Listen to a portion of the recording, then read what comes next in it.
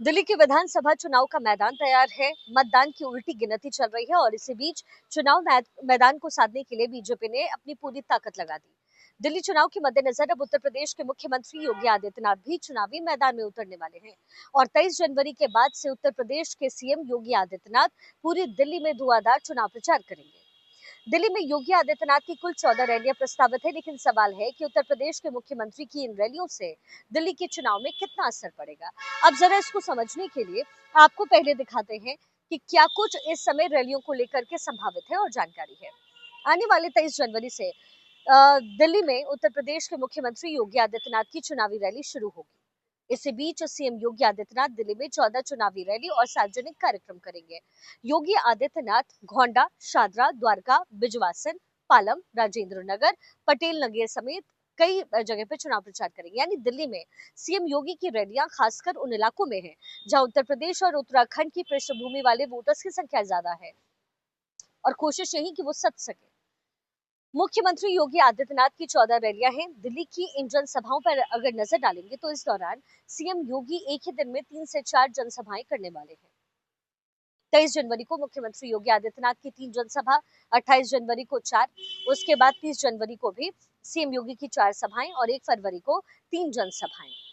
दिल्ली में मुख्यमंत्री योगी आदित्यनाथ की इन रैलियों को दिल्ली के समीकरण को ध्यान में रख करके तय किया गया। कैसे? खास तौर पर उन इलाकों में जहां सीएम योगी की जनसभाओं को रखा गया है, वहां पर उत्तर प्रदेश से जुड़े जो वोटर्स है वो ज्यादा है। इसके अलावा एक बड़ी बात ये भी है कि दिल्ली में जिन इलाकों में दंगा हुआ या जो इलाके मुस्लिम बाहुल्य माने जाते हैं, वहां पर सीएम योगी की रैलियां रखी गई है। सीएम योगी की रैलियां पूर्वी उत्तर पूर्वी दिल्ली में रखी गई। दिल्ली में जहां सीएम योगी रैली करेंगे वो इलाके मुस्लिम बाहुल्य माने जाते हैं। फरवरी 2020 में एनआरसी को लेकर दिल्ली के इन इलाकों में दंगे भड़के और माना जाता है कि जिन जगहों पर सीएम योगी की रैली होगी वहां मुस्लिम वोट अहम होगा। अब जिन मुस्लिम बाहुल्य इलाकों में सीएम योगी प्रचार के लिए जुटेंगे वो इलाके कैसे इंपॉर्टेंट है। और पिछले चुनाव में दिल्ली की इन सभी सीटों पर आम आदमी पार्टी का दबदबा रहा। इन मुस्लिम बहुल इलाकों की सीटों का सियासी समीकरण अगर समझना है तो एक आंकड़ा आपको बता देती हूँ। जिन इलाकों में सीएम योगी चुनाव प्रचार करेंगे वहां की मुस्लिम आबादी तकरीबन 21.6 लाख मानी जाती है और दिल्ली के कुल वोटर्स में उनकी संख्या 12.9% के आसपास है। ऐसे 10 मुस्लिम बहुल सीटें हैं जहां पर सीएम योगी चुनाव प्रचार कर रहे हैं और पिछले चुनाव पर अगर नजर डालें तो इससे भी 10 आदमी पार्टी इनमें से जीती थी। अब सवाल उठता है कि सीएम योगी को इन मुस्लिम बहुल इलाकों में क्यों चुनाव प्रचार के लिए भेजा गया।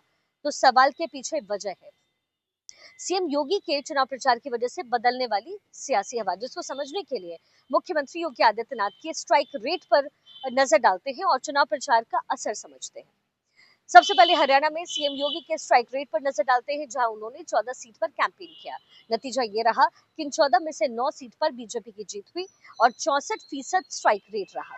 इसी तरीके से महाराष्ट्र में 30 सीट पर सीएम योगी ने प्रचार किया। इस 30 में से 22 सीट पर बीजेपी जीती और 85% का स्ट्राइक रेट रहा। इन आंकड़ों से साफ हो जाता है कि सीएम योगी जहां चुनाव प्रचार करते हैं वहां के सियासी हवा का रुख बदल सकते हैं। यही वजह है कि बीजेपी मुख्यमंत्री योगी आदित्यनाथ को खास तौर पर उन इलाकों में उतारती है जहां पर मुकाबला आसान नहीं होता। ऐसे में मुस्लिम बहुल सीटों पर बीजेपी को मजबूत करने के लिए सीएम योगी अब आ रहे हैं। अब देखना दिलचस्प होगा कि सीएम योगी के दौरे से दिल्ली के चुनावी हवा पर क्या असर पड़ता है।